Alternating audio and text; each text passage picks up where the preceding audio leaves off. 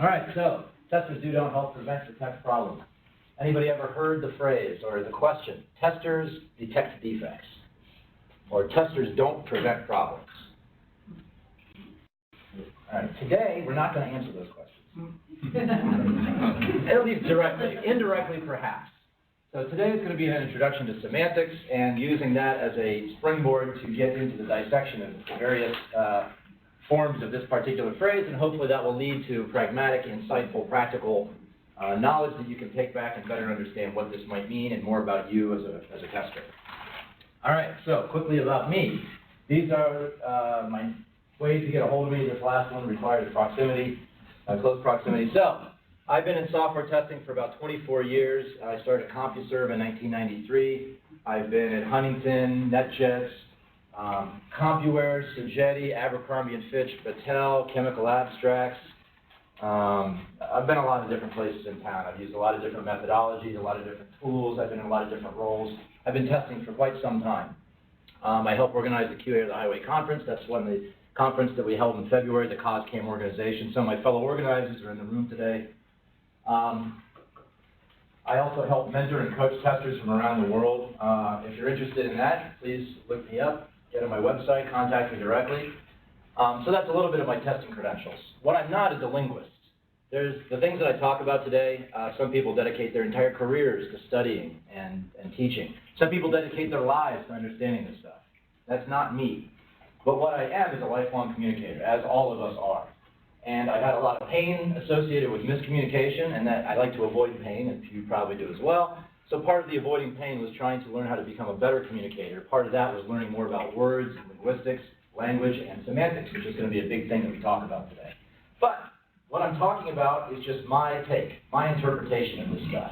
Whatever the word expert means, I would have a hard time just self-describing as an expert. Hopefully some of the things that I've learned on my journey, learning more about language and semantics, that I found useful, you will find useful as well. All right? So, the agenda, going to get into the purpose and expectations, why we're in this room today. I think it's very important to answer why, because that helps you understand what you're doing and how to do things. I'll introduce some ideas around semantics by talking about semantics itself and some related concepts that may give you a better idea of what it means. And then we'll get into the phrase deconstruction and analysis of that phrase that will hopefully give you practical insight. So what? This is my way of saying so what. So you're here today, so you're going to talk about semantics, you're going to deconstruct the phrase, so what? If I was to sum up the entire hour, I would say words matter. They absolutely matter. And some people would agree with that, some people dispute that, some people are somewhere in the middle saying they kind of sort of matter. I say they do matter. And more specifically, words matter, and here's some specific reasons why. Why are you in this room today? You get a primer on semantics. Semantics is all about meaning. Meaning seems pretty important. It's about definitions, around what words mean when we try and convey thoughts. I have a lot of thoughts in my head, and I'm going to try and convey those thoughts and get these thoughts from my head into your head today. Now, they're pretty clear in my head. What if they aren't so clear in your head? Maybe I didn't do a good job explaining them. Maybe the words that I chose to use weren't the proper words to convey those thoughts. So the meaning gets jumbled. So semantics is important. Words matter. Better understanding of individual words and their collective meaning. As I said, each individual word represents a larger idea. And sometimes we collect those words together. Collection of words is sometimes called a sentence. And sentences sometimes have meanings that cannot be extracted from taking literal meaning of each individual word. So if you understand better, more about words, and you understand how words fit together as sentences, you might be able to choose the right word for a given context or a given audience and better convey those thoughts. And new and practical insight. This is another reason you might be in this room. These are suggested in the abstract of the talk on the Meetup site. New and practical insight into the tester's role and responsibilities. If we're able to choose the right word and better convey our thoughts, I'm better able to convey my thoughts to you and you to me, that will help us work better together. It will help us better identify bad practices. It will help us talk more pragmatically about our work, make our work more fun, more intellectual, more exciting. It will help uplift the craft of software testing. Just by improving our language and the words that we use and being able to better communicate with one another, that will lead to practical insight and pragmatic solutions. So these are some reasons that I thought if I was attending this, this might be interesting to me. So why am I here today? Maybe I want to learn more about semantics. Maybe I want to learn more about individual words and collections of words. Maybe I want to see if any of this can actually help me in my job. So I said there wasn't going to be a whole lot of back and forth, but why are you here today? I am curious. What are your expectations, your wants, your needs to get out of today? Besides this room, you don't want to get out of this room. Anybody want to offer up? A new perspective. New perspective, awesome. We talk a lot about perspective in a little bit, so I think that that's a great reason to be here. All of us live in bubbles and contexts that we either are or are not aware of, and oftentimes I try and recognize which bubble I happen to be in, whether it's religion or politics or professional, and I try and look for perspectives and viewpoints outside of that bubble because I think that that's huge. It helps me better understand my own perceptions. Any others? Yeah? Be more mindful of word choice. Great. I think that this presentation will help drive that home. Word choice is terribly important. Words matter. All right, if anybody else has any, at any time, raise your hand. We're halfway through and say, I really thought I was going to get this today and I'm not. Bring it up. Maybe it'll be later, maybe it won't be, and we can talk later, but I want to make sure that you find value today. Okay. It's just semantics. Has anybody ever heard this phrase? Anybody ever said this phrase? I've said it a lot in my life. But I try and shy away from it now, and as the presentation goes on, you'll see why. But I've heard it a lot, too. Now, what does it mean when somebody says it's just semantics? I've done this talk a few times. I've discussed this with people. When the words or the phrase it's just semantics comes out, what is meant by that? Sometimes it means it's only a different words. Look, you and I are talking about the same thing. We have the same ideas, the same ideology. It's just the words that we're using is different. It's just semantics. Maybe that's what they intend that to mean. Sometimes people, when they say it's just semantics, it's just a minor difference.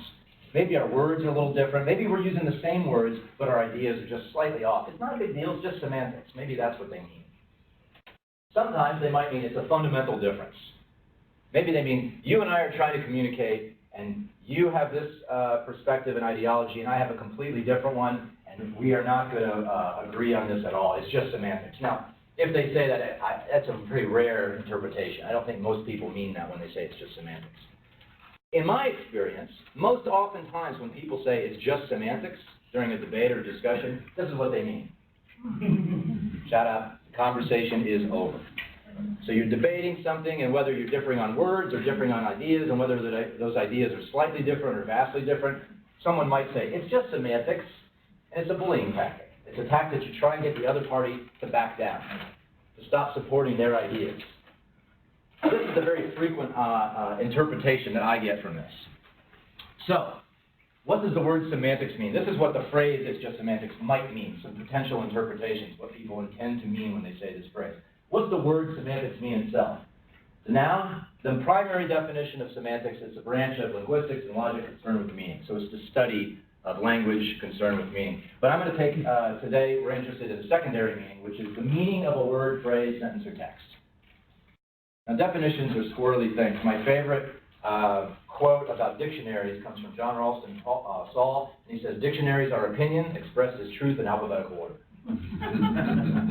Ultimately, all dictionaries come from people, and all people, Merriam-Webster, their crew of editors has a certain opinion, and that might be different than Oxford, which might be different than Cambridge. So these are ultimately all opinions. So this is a definition that came from Oxford dictionaries. That's my source of definitions today, unless otherwise specified. Semantics is the meaning of a word, phrase, sentence, or text. As I said, I've studied a lot of language, and I recognize that this definition seemed very familiar to me. It was familiar because it's very similar to the definition of definition. The definition of definition is a statement of the exact meaning of a word. Now, that seems pretty similar to the meaning of a word, phrase, sentence, or text. I also recognize that these two are also very similar to the definition of meaning. What does meaning mean?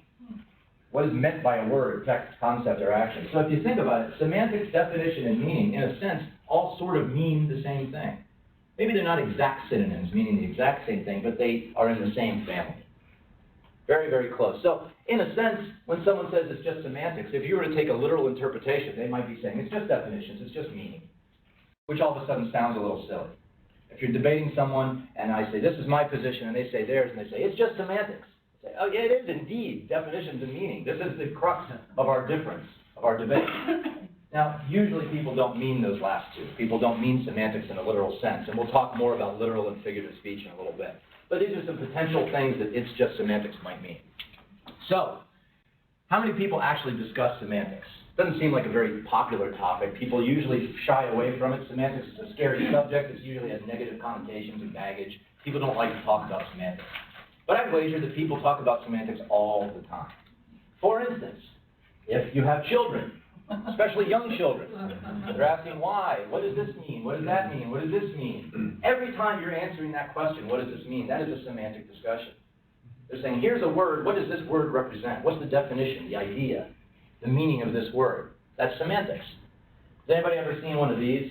This is just one of many I grabbed off the stuff you say in a job interview and what you actually mean, right? I went to law school means I've seen Boston Legal. So this is a meme. It's used for comedic effect. If you Google what they say, what they mean, you get almost 500 million examples of these. Lots and lots. Now, sometimes it's used to teach. Here's what you say, and here's how people might interpret it. But most often, this meme is meant in a humorous, comedic way. This is semantics. This is a joke based on semantics, based on the interpretation and meaning of what words might be interpreted to mean. So, in fact, when people say, it's just semantics, I'm not interested in semantics, you might say, you have kids, and you talk about semantics all the time. If you ever enjoy this meme, then you are, in fact, enjoying semantic humor. So it's actually more common than you might think. This is some related ideas about semantics. These are some things that I've come across during my studies, and I found them to be helpful and useful as I tried to wrap my brain around what semantics is. I'm going to go through them quickly, and hopefully they help you better understand the idea of semantics. Then from there, we'll jump into the phrase dissection. Everybody on board? I told you this is completely a different type of talk than you're probably used to. Not tools, not processes. I'm going to talk about a box metaphor, introduce you to something that Humpty Dumpty said. Talk about disputed words, distinction with a difference with a really fun example. What the heck is a neologism? I'll introduce you to two very strange creatures and finish up with the name is not the thing, what that idea means. First is a boxes metaphor. I like metaphor because if I'm struggling to understand something in this context, understanding the same subject in a different context may help me better understand the first. I don't understand test cases or formal scripted testing. Do you understand cooking? Sure. Well, a test case might be seen as a type of recipe. Do you ever go off recipe? Do you ever explore off, or do you just follow the steps? Yeah. Now I better understand test cases. So I use cooking as a metaphor. So I think metaphors are a really great way to learn and teach. I came across this box metaphor, and it helped me better understand semantics in language. The way it works is, I imagine that each word is a box. So I'll use the word definition. Earlier I provided a definition of definition. Here's my box called definition. I'm going to open that box up. And what's the definition of definition? It's a statement of the exact meaning of a word. Now clearly this is oversimplified. I don't use all the conjunction words in there. These are just the nouns and stuff. But you can get the idea that that single word represents a much bigger idea. That word definition represents a statement of the exact meaning of a word. All that is packed into that single box. What if I open up another box, the box of word? What's a word? It's a single, distinct, meaningful element of speech. What if I open up the meaningful box? What does meaningful mean? If you look it up in a dictionary, it might say it's having meaning. Now this is interesting because if I say the word definition in the middle of a sentence, hey, have you looked up the definition in the dictionary? I am actually saying all these other boxes is packed inside that single word. There's a lot of meaning packed inside these little tiny words. These words represent larger ideas, and those words represent larger ideas. A definition can be expressed with words, and those have definitions which can be expressed with words, and those, and so on and so forth. And if you even go further, sometimes they start to wrap around on each other. You open up the meaning box, it appears in two different places, and eventually it gets kind of recursive, and they fold back on one another. I have some examples. I've done deep, what I call definition dissection, where I take a word and I look up all the definition of that word. Then I look up the definitions of all those words, and the definitions of those words, and the definitions of those words, and I go very, very deep. And you can imagine it almost looks like a fractal tree. And the lines wrapping back on one another is numerous. Now, it's an interesting exercise if you have the time and are so interested to get a really crazily deep understanding of what a word might mean whenever you use that word.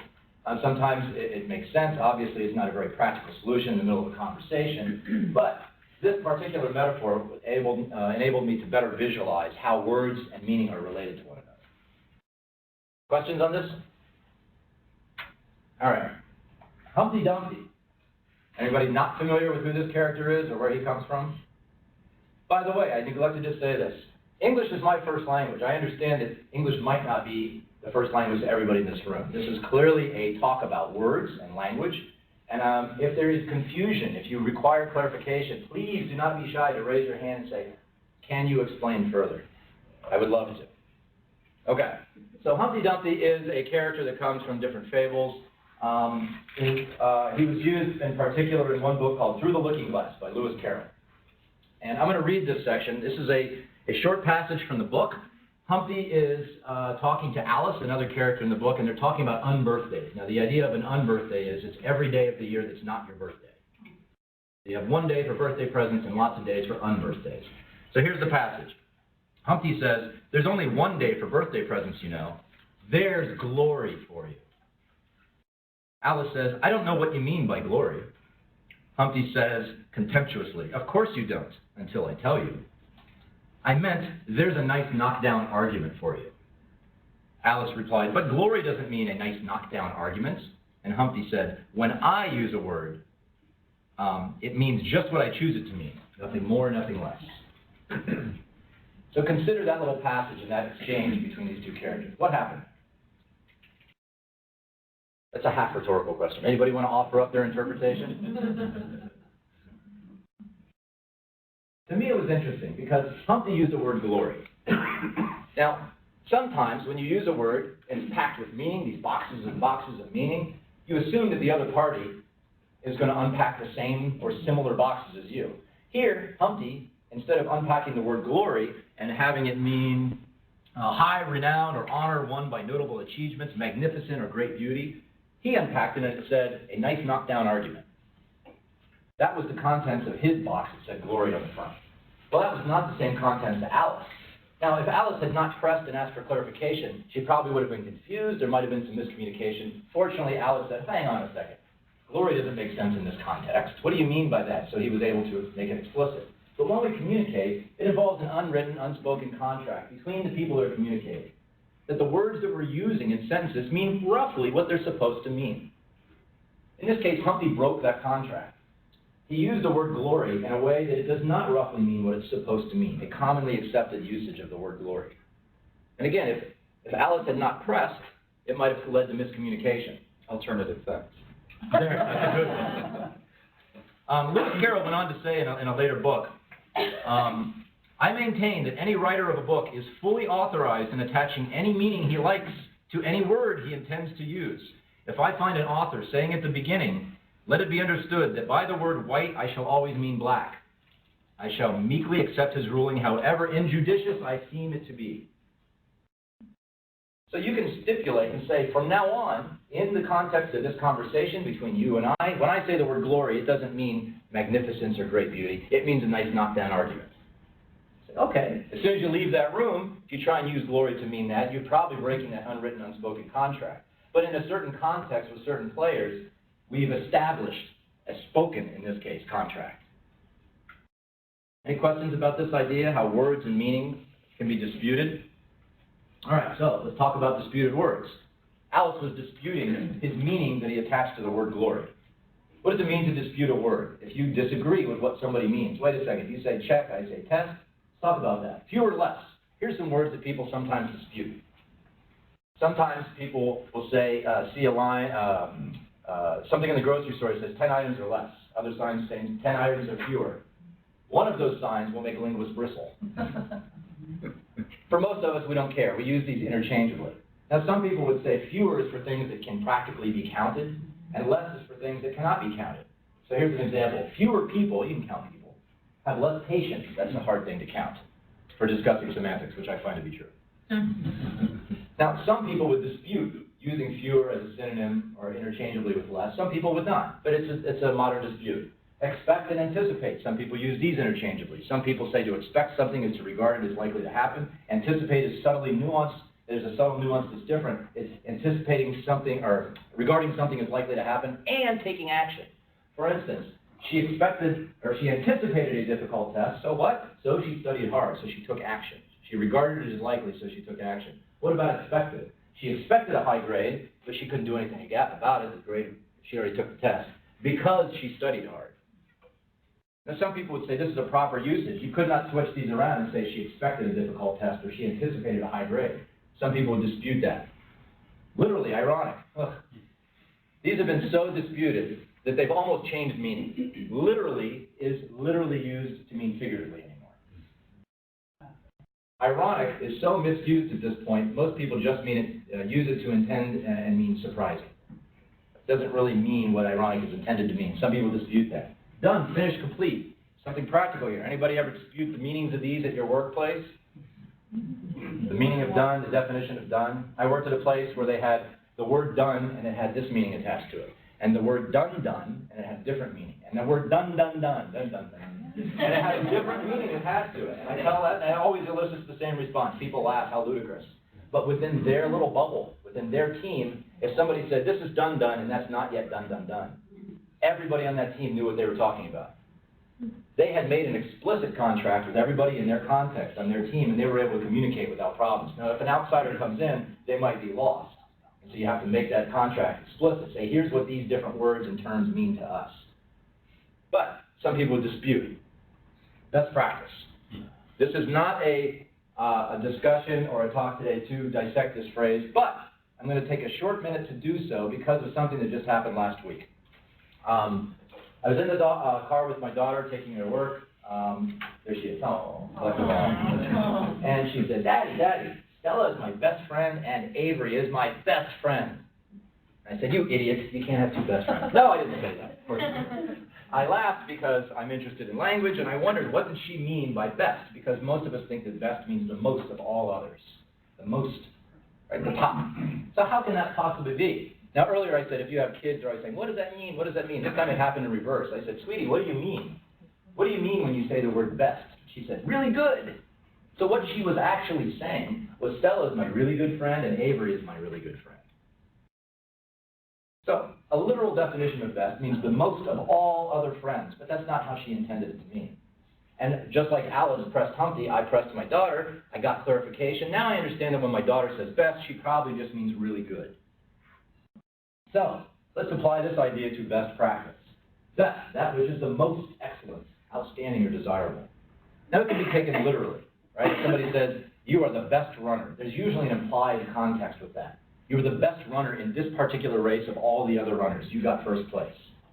Now, I didn't say the best runner of all the other runners. I just said, yeah, you're the best runner. And there's an implied context. If somebody says best runner, best practice, or something like that, you might question, hey, what context are you talking about? If they say no context, I go, ooh, really? Best runner that ever existed and ever will exist? Now I'm a little skeptical. Best practice has ever been without context?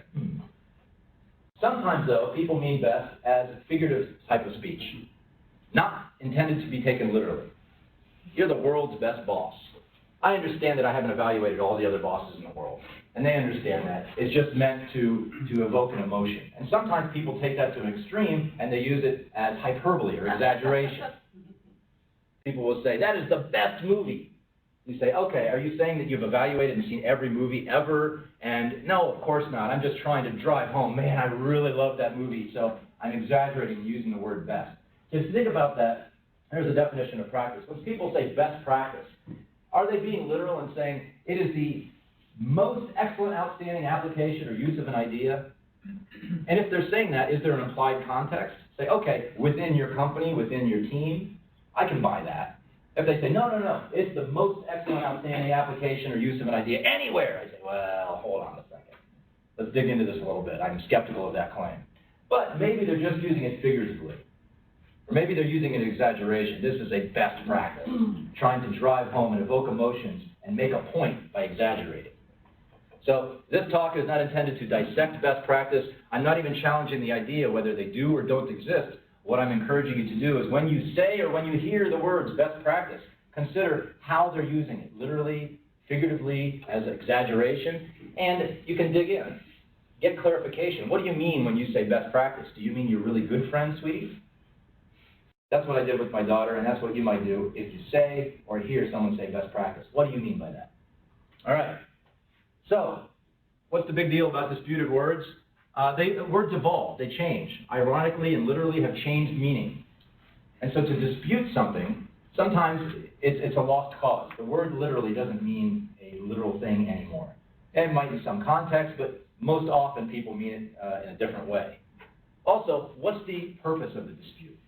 Why is somebody disputing that you said fewer instead of less? What's behind that? Do you understand what I'm saying? Am I still able to communicate 10 items or less? Like, well, it should have said 10 items or fewer. Well, did you understand the intent of the sign? Yeah. So what is this dispute actually about? What are you getting at? What's your intention with disputing this? Is there a practical distinction between the meanings?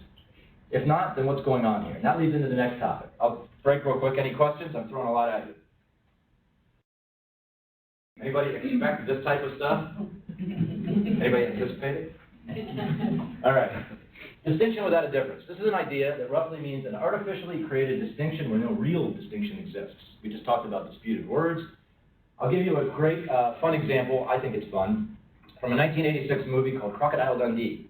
In it, the titular character is walking down the street with a companion, and a mugger comes up, brandishes a knife, says, "Give me your money." Well, Crocodile Dundee doesn't say anything, and his companion says, "You better give him the money, he has a knife." And Crocodile Dundee says, "That's not a knife, that's a knife," and pulls out a much larger knife.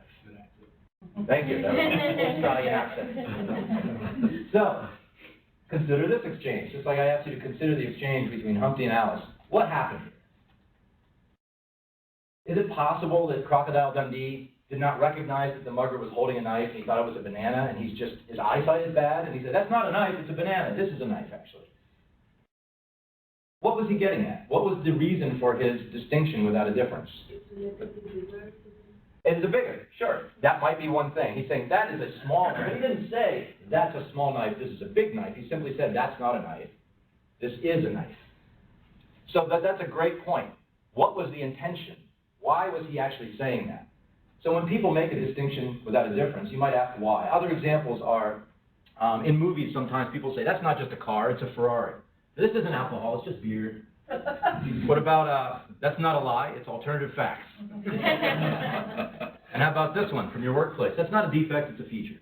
Okay. Often used as a humorous effect, but is there a real practical distinction or is it artificial? If there's no real difference, what is the purpose of the distinction? If people say you should say fewer and not less, say, okay, did we still communicate? Do you understand what I'm trying to say? Sure. Then what are you getting at? If somebody says it's a defect or a feature, what are you getting at? Maybe they're driving an agenda. Maybe they have a social reason. Maybe there's a political reason that they're driving this. There could be a lot of reasons underlying why they are making this particular distinction. So think about this in a workplace context. When people point out distinctions, you might say, is there a real distinction there? If so, what is it? And if not, why are you pointing out that distinction? Or why am I? There's many possible reasons. What if a person says not a defect, it's a feature? Perhaps they're just avoiding work, and they don't want to fix it. Let's just reclassify it as a feature. Maybe they're just joking around. But this is something that now you'll probably be more aware of when you hear it. You'll recognize, distinction without a difference. Maybe I should investigate further to figure out what's going on here. Neologism, a newly coined word or expression. This happens all the time. Here's some examples. Unbirthday, I just mentioned that when Lewis Carroll came up with that. He said, this is a brand new word, and here's the meaning I'm going to attach to that brand new word. And just like he said in the book, if somebody says at the beginning of the book, black means white, in this case, he said, it's a brand new word. It didn't exist before. I'm allowed to attach whatever meaning I want. Nobody can come up and say, that's not what unbirthday means. Sure, it is what unbirthday means, because it didn't exist before. What about these words? New, truthiness, neuroplasty. These words are only decades or even a couple hundred years old. Neuroplasty is a couple hundred years old, which is relatively new in terms of language. Now, when somebody comes up and says, truthiness means this, say, no, it doesn't mean that. Well, somebody applied a meaning to that word, and it may change. We talked about how words change and evolve. But you can't really dispute a word when somebody coins it.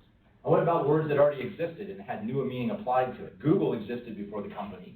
Now it's used as a noun, it's used as a verb. I Googled that. Spam was a meat before it became unwanted email. Cloud was a thing in the sky before it's distributed servers.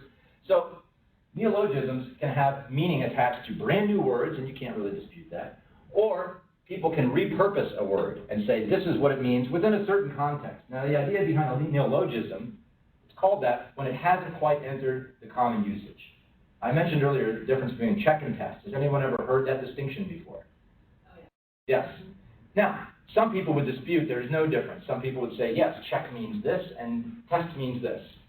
However, within a certain context, within a certain group of people, they would agree, yes, check means this and test means this. Outside of that namespace, people would dispute that.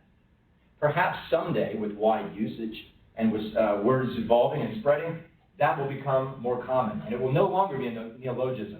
100 years from now, someone's talking about checking and testing just as if it were very natural, instead of how it's disputed and it's only used and understood in certain contexts, and outside of that, people disagree with it. So the so what about this is that words change, words get new meaning all the time. Strange creatures. I'll quickly introduce you to two weird creatures. The first one is called a tardigrade. Maybe you know what this is. It's also called a water bear and a moss piglet. Okay? So that's creature number one. Creature number two is also very strange. It's a species of very large saltwater clam. It's native up around Washington, Oregon area. It has this shell on it that's about 15. I gave this 2 days ago, or a few days ago, to a worldwide audience, so I changed centimeters. So 15 to 20 centimeters, has a big, thick neck and a siphon, and it lives underneath the sand. And the way you can tell where they are is they shoot a spout of water up into the air. They're actually apparently very tasty. I've never eaten one, but they're bred on farms, and people eat them as a delicacy. There's a few pictures of this creature. So I've told you about two different strange creatures. If I was to ask which one do you feel that you have more knowledge about, which one would you say? The first or the second? Second. The second.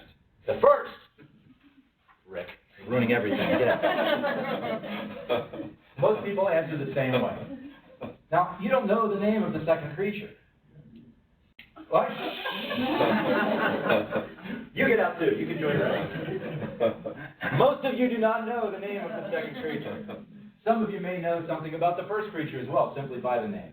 But for those of you that don't, in one case, you have the box, and it has tardigrade written on front of it, but you open it up and it's all empty. There's no meaning inside that. The other one, you have a whole bunch of boxes. Here's all these boxes right here. But you don't have a single box to put them in because you don't have the name.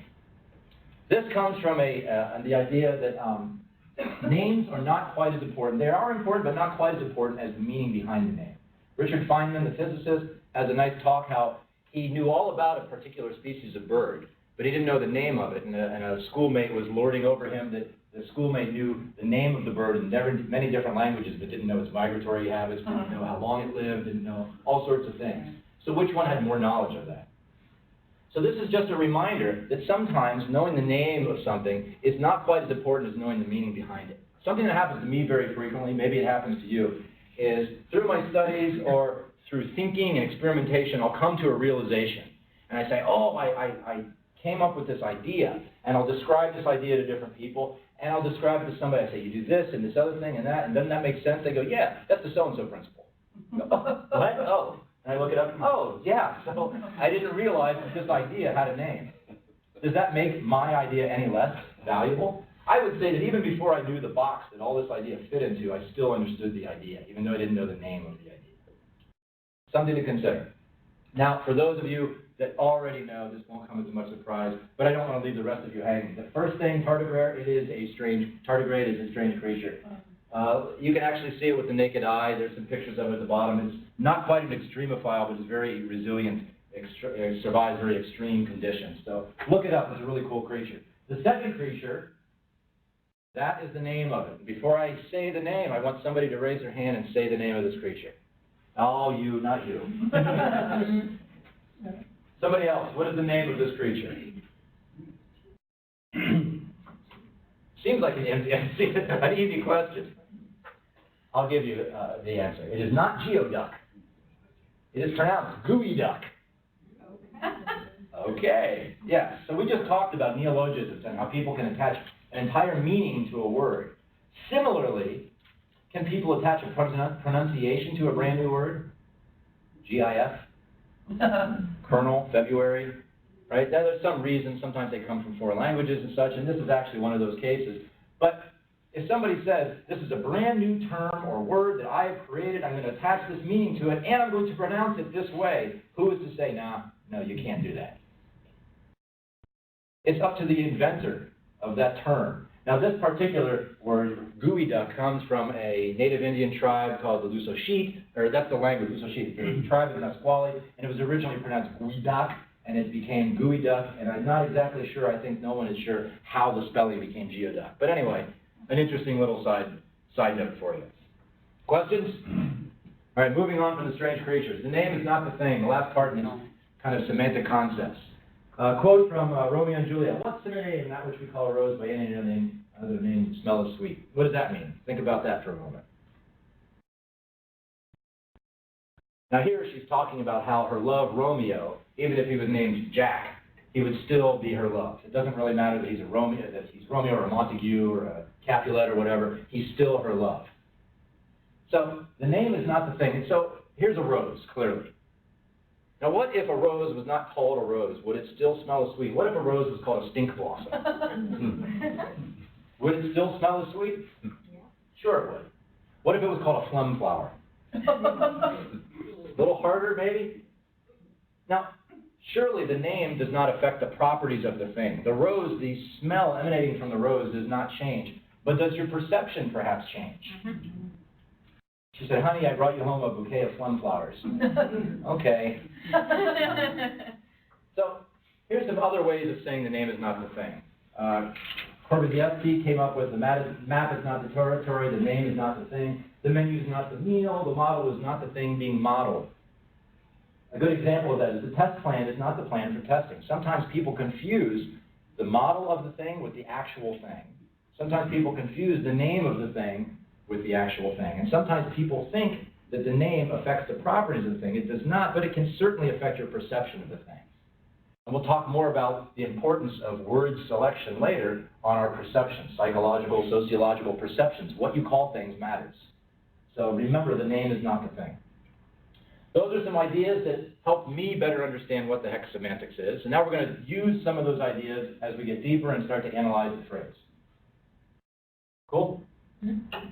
Any questions so far? Roughly a half point. No? All right. Anybody want to leave? Get out of here? Me? All right. Testers don't help prevent and detect problems. I'm going to go at it backwards. I'm going to start at the end and work my way backwards. As I did this, it just made more sense, and maybe you'll see why. Here are some, where did I put that slide? Oh, it's at the end. Okay. We're going to start backwards. The word problems. What is a problem? A matter or a situation regarded as unwelcome or harmful and needing to be dealt with. Jerry Weinberg gave the definition, a difference between things as desired and things as perceived. I kind of like that definition. Now, sometimes people don't call problems problems, they call them other things. Especially as testers, we sometimes call problems defects or bugs. An error in a computer program or system from Oxford Dictionary. Rapid software testing, that's the James Bach, Michael Bolton folks from the Context-Driven School of Testing, say it's anything about the product that threatens its value. Brett Petticord, another well-known tester, says it's anything that bugs someone. I like the word someone because it brings in the subjectivity to it. It shows that it's not just bugging the entire world, it's a particular person. We also call them defects, a shortcoming, imperfection, or lack. These are different words that we sometimes use for the word problem in software testing. But these aren't all the words that we use. Here's some more. Sometimes we call them issues, or failures, or glitches, or exceptions, or flaws, slip-ups, blunders, a no-no, a boo-boo. Now, I gave this, as I said, just a few days ago as a webinar, and I was about 20, 30 minutes in, and the announcer came on and said, Damien, you're not live. What? You haven't been live for like 15 minutes. What? Oh my. So things went haywire. It was a disaster, hot mess. Afterwards, the host sent me an email and said, terribly sorry, things went a wee bit funny there in the middle. I would not have described what happened. That problem is a wee bit funny. Why did she choose wee bit funny rather than deficiency or catastrophe or incident or flaw? Why did she choose that word? Does the word that we choose matter? What if you come up to a developer and you say, hey, I was testing and I found an issue with your work. How might they perceive your message or take your message, as opposed to if you came up to a developer and said, hey, I found a deficiency, a blunder in your work. Might they take that, your message, same bug, might they take it differently? Are there psychological and sociological reasons that you might choose one word over another?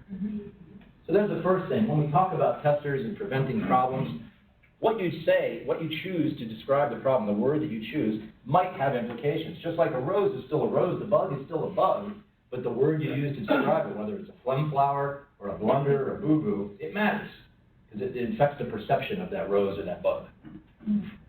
Next, the relative rule. This is an extension of Jerry Weinberg's definition of quality. He says quality is value to someone. Michael Bolton took that and extended that idea to any abstract construct, things like pain, humor, courage. They are only painful and courageous and humorous to someone at some time. What's painful to you may not be painful to me. What's funny to me now might not have been funny to me as a child.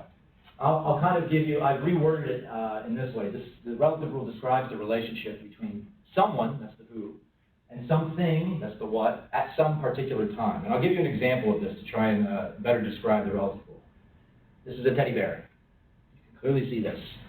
This here is Sarah. This is Sarah's teddy bear, but it's not just Sarah's teddy bear. This is Sarah's Mr. Snuggles, and she loves Mr. Snuggles. So that's her relationship. Now this here is Jane, Sarah's friend. Jane knows about the bear, but it's not Mr. Snuggles. It's just a teddy bear, so Jane is rather indifferent to the bear. What I'm demonstrating here is the someone. The bear is the same. The only thing that's changed is the person, the someone, the who, and that therefore changes the relationship to that bear. Now Jane has her own thing. She has a blanket, and she loves that blanket. But Sarah, on the other hand, is just kind of indifferent towards the blanket. Here I've changed the what. Instead of the bear, it's still Sarah, it's still Jane, still for 1 year old. The only thing that's changed is this blanket, but yet the relationship has changed to that blanket. Now here is Jane all grown up. Now she knows about the bear and the blanket, and she's kind of indifferent to both now. She knew about the bear, and she still knows about it. She doesn't really care about the bear. And while she still has the blanket and she likes it, it doesn't make her feel as secure and safe as it used to as a child. So her relationship has changed because of time, the when. Now, most of us in here don't deal with bears and blankets, but we do deal with error messages, crashes. This particular crash happens at a website when you go and you click checkout to purchase my items. Instead of processing the order, it crashes. Ooh. Now, Sarah doesn't care. She's a little kid. Like, I don't use that website. Jane also does not care. But Jane is an adult. Makes her angry. She wants to buy things, and instead she gets this crash, error dialog. So here, again, change the what. So this, instead of talking about bears and blankets, tries to bring it back and be more practical. When you encounter a bug or a problem, the relationship is the important part. Who, what, and when. So what? So what about problems? What we call problems may actually matter, whether you call them a defect or a bug or an issue or deficiency or a wee bit funny. It might have different sociological, psychological, it might affect the perceptions. And remember that problems are relative, they're subjective. A crash or a teddy bear is not the same for everybody. It depends on who you're talking about and when you're talking about. Make sense? All right, preventing and detecting. Prevent, definitions, keep something from happening or arising. Detect, discover or identify the presence or existence of. Those are some definitions of preventing and detecting. Here are some headlines that I grabbed off the internet just last week. Facebook to hire 3,000 people to prevent videos of crime, suicide spreading online. 4 types of technology designed to prevent shark attacks. Amarillo providing resources to prevent area rabies attacks. And then the second group, new fiber-based sensors could quickly detect structural problems at bridges and dams.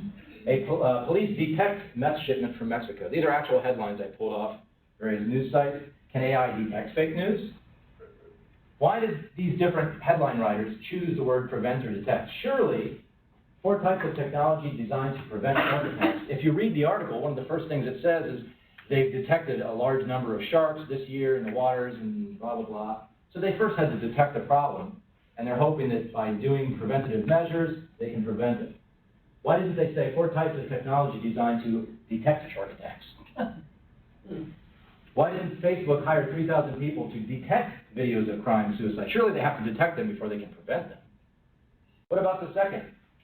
What about police detect meth shipment from Mexico? You read the article, it turns out they caught the guy, and they stopped all the drugs from flowing in. Why didn't they say police prevent meth shipment? Generally, these make me feel more positive, and these I'm less happy about. Perhaps if they had said police prevent meth shipment from Mexico, I might have felt more happy. Wow, fantastic. What if they had said Amarillo is providing resources to detect area rabies outbreaks? I'm like, good, are they going to do anything about it? So, again, we talked about word choice, with what words we call problems. Does the word itself prevent or detect? Smatter. Causality. This is going to be related to preventing and detecting. It's a relationship between cause and effect. I'm going to use a big, ridiculous, oversimplified example to drive this home. There's our crash before. You click on the button to order something, and instead of getting that order and processing it, it crashes. And we already know how Jane the adult feels about this. She's very unhappy. Now, sometimes a cause can have multiple effects. In addition to Jane being unhappy, the company, maybe they lose money because they're not processing orders. So, how did this crash happen, though? Let's go backwards in time. Causality is all about chains, links in a chain. Let's go backwards and see what caused this crash. Maybe it was a typo, an error in the code, a catch block that was commented out. It's some type of typo, compiled fine, but during runtime, boom. Well, how did that error get there? Let's go back even further. This is Joe, the developer. You can see he's kind of tired. And normally Joe's pretty solid, doesn't make a lot of mistakes, but this time he made a mistake in the code, and that code typo actually caused a crash, which led to Jane not getting her products and the company losing money. Why is Joe tired? I went and talked to him. I said, Joe, what's going on? You're pretty solid, but today you're tired. Sorry. There's this dog, it's up all night barking, and I can't get a lick of sleep. I'm really, really tired, and that's why I'm off my game, and I made an error in the code. I say, well, I go and talk to the dog owner. I say, what's going on here? They say, well, sometimes an effect can have multiple causes. They say, well, it's really cold out. The dog is uncomfortable because it's been cold, but also my dog doesn't have a house. If it had a little dog house, I can't bring him inside for various reasons. If he had a dog house, the combination of no dog house and cold makes the dog bark, and that dog barks and keeps Joe up at night, and that makes him accidentally make typos in code, which leads to a crash, which leads to unhappy customers and potentially a loss of money. This is an oversimplified, ridiculous example of how causality works. So how do I relate this to preventing and detecting? Let's put our eyes at different places. Is it reasonable to say that I can detect this particular error as a tester? What if I put my eyes there? Maybe I detected it during the course of testing. I tested the checkout function and boom, it blew up. And I go and I tell developer, and the developer fixes it, and they make the changes to the code, and they check it back in, I test it again, it's fine. Might it be reasonable to say that I detected that error and I prevented angry customers and the loss of money?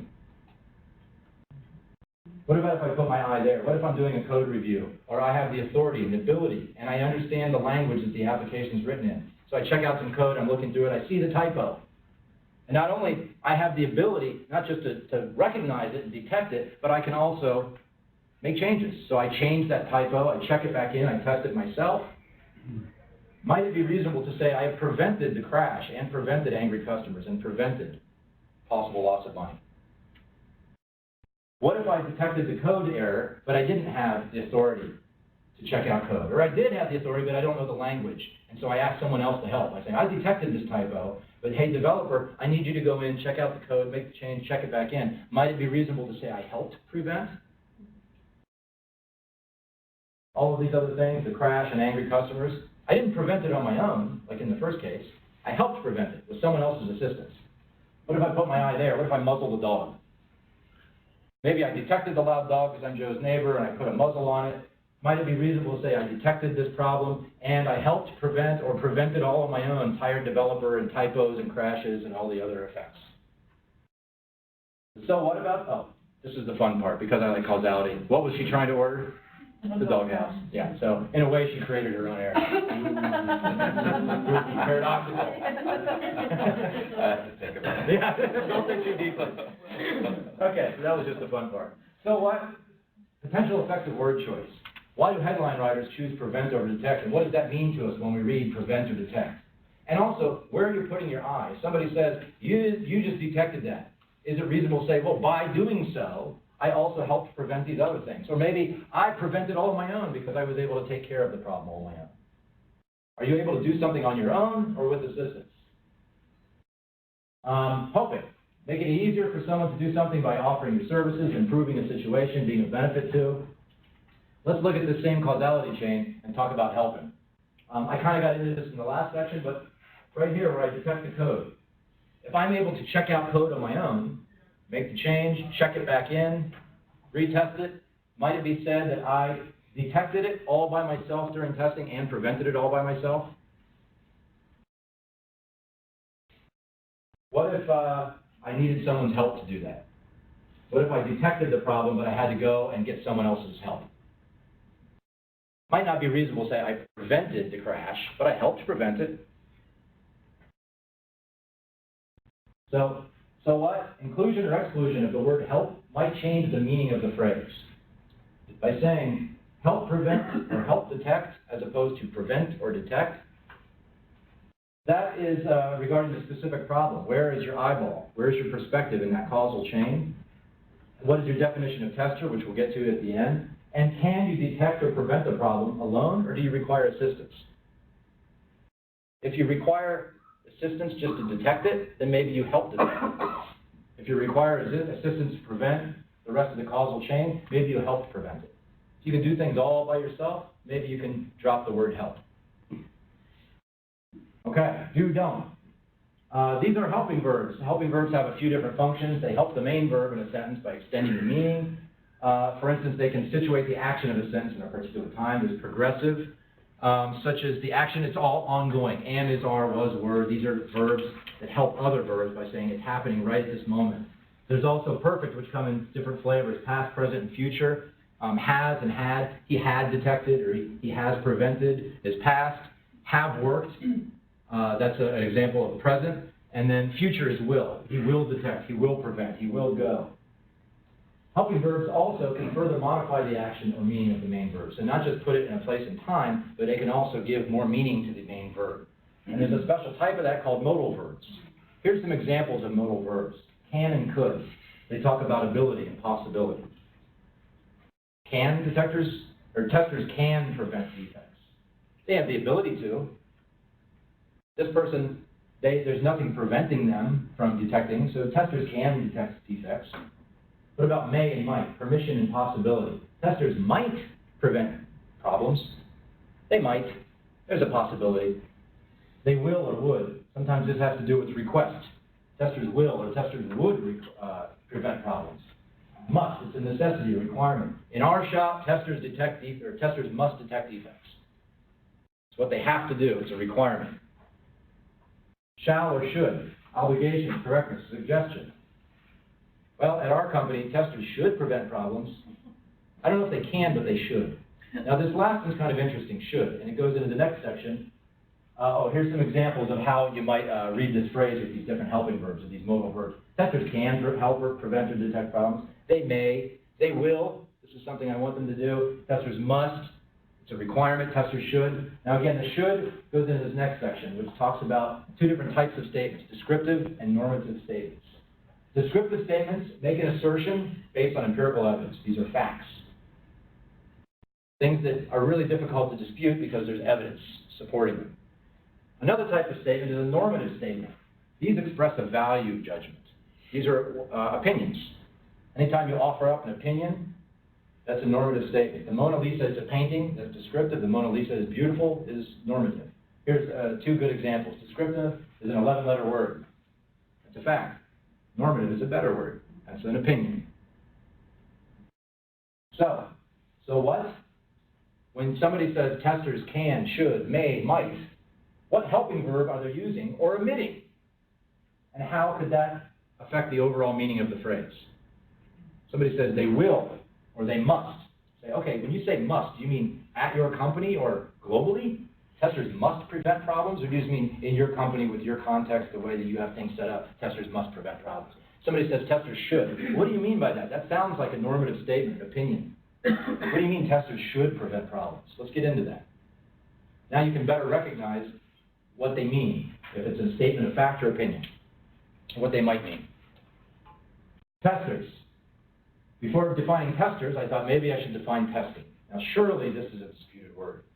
This is a definition of testing that I particularly like, the rapid software testing process of evaluating a product by learning about it through exploration, experimentation. It includes to some degree questioning, studying, modeling, observing, inferring, and a lot more.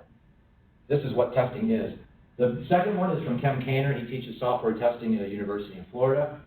He says, it's an investigation conducted to provide stakeholders with information about the quality of a product or service under test. I kind of like mashing these together because I see the word investigation in Kem Kainer's as the entire first definition. So sometimes I mash them up like this. It's a process of blah, blah, blah, conducted to provide stakeholders. So it takes the purpose of containers, why might we test, and adds it with the what it is of rapid software testing. So this is a definition that I happen to think makes sense when you're talking about what software testing is. It's not a folder, it's not a file in a desk somewhere. It's something you do. It's a performance that has an output of information. So now I have a reasonable definition of testing. So what is a tester? Maybe it's just as easy to say one who performs testing. That's what a tester is. If you're doing any of the things in the first definition, at that time you were a tester. So, you're sitting at your desk and you're actively testing away and the phone rings. You pick it up and somebody says, hey, I saw you entered a bug. Can you help me understand that? Are you testing at that moment? What if you take a break to go get a drink of water? Are you testing at that moment? What if you're testing and you come across something and you're not really sure, so you go and you check the requirements document? Are you testing? If you're doing any of the things in this definition, at that moment, it might be reasonable to say you're testing. So we multitask. Now, we don't really multitask. You can't simultaneously run two processes. We constantly task switching back and forth, and there's a cost associated with that. But at any given time, if somebody's baking in the kitchen, it might be said that, what is baking? It's mixing flour and ingredients, and it's stirring them and putting things in the oven. And say, okay, that's baking, so what's a baker? Anybody doing those things? Anybody baking? Well, what if the baker leans over to check the book and look at the recipe? Are they baking at that moment? Well, if it doesn't say baking is mixing ingredients and putting things in the oven and reading recipes, then maybe it's harder to call them a baker at that exact point in time. Maybe if you extend your definition of baking to mixing ingredients, putting things in the oven, and reading recipes, then if the person's reading a recipe, it might be reasonable to say, at that exact moment in time, that person is acting in the role of a baker. So, what does that mean for the definition of tester? What if the definition of tester wasn't just questioning, modeling, inferring things in order to produce information? What if it was also answering the phone and talking about bugs? What if your particular company also defined tester to include checking out code and making changes to code? So your company, not only you question, infer, you produce information, but if you detect something wrong, your definition of testing is you're allowed to check out code. You have the authority, the ability, you can make changes to it, and you check it in. At that moment, you're actually performing the role of a tester. So if somebody says testers prevent, and the action of preventing means changing code, you say, well, in our shop, that's part of the definition of testing. Therefore, at that moment in time, they were acting in the role of a tester.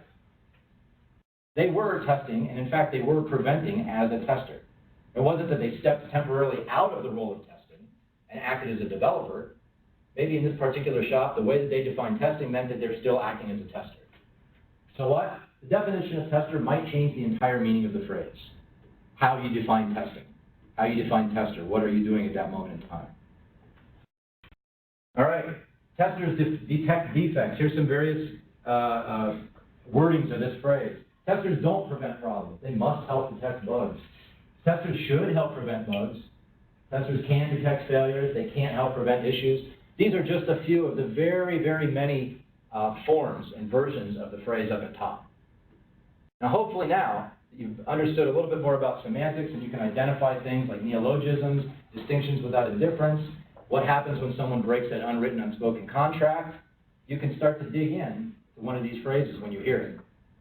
Again, today was not about answering whether testers do or don't prevent or detect problems or help prevent detect problems. It was more about understanding the language that people use and the meaning that they attach to the words and seeking clarification so that there's less knee-jerk reactions when somebody says that you don't react and say, no, they don't. Before you agree or disagree, it might behoove us to ask for clarification and seek understanding. Summary 5, testers. Understand the definition of tester is probably going to be based on the definition of testing in a particular context that will describe their role and responsibility. Depending on what that definition is, that might help you better understand if a tester can do this action and whether they're acting as a tester at that moment.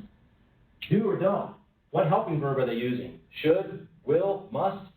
And consider if it's a statement of fact or opinion. Maybe somebody is making a statement and it's just their opinion. Maybe they're not even sure of themselves. And you can dig into it and have a good discussion. Help. How does the inclusion or exclusion of this particular word affect the meaning of the phrase? Do you need assistance to prevent something? Do you need to lean on another developer? Can you provide your assistance and help them? Or is this something you can do all alone? Prevent or detect. Those words matter. They have psychological effects depending on if you prevent or detect something, and it also matters where your point of view is in that causal chain. You might say, I've detected something, and it's also reasonable to say, and that therefore helps prevent other things. And problems. Again, word choice matters, whether you call it a wee bit funny, a flaw, a failure, a defect, has psychological meaning, and problems themselves are subjective. They're relative to somebody at some time. So if you're going to say testers detect problems, say what problem exactly are we talking about? And finally, semantics. Words do matter. The words that we choose have meaning. You unbox them and you hope that your boxes match other people's boxes. But hopefully, better understanding of semantics, less fear around it, can help us better formulate our own thoughts, choose the right word, convey our own thoughts, and better understand other people's thoughts. That's it. Thank you very much. I appreciate, this is the title, I called it on Wednesday. But anyway, thank you very much. Appreciate it.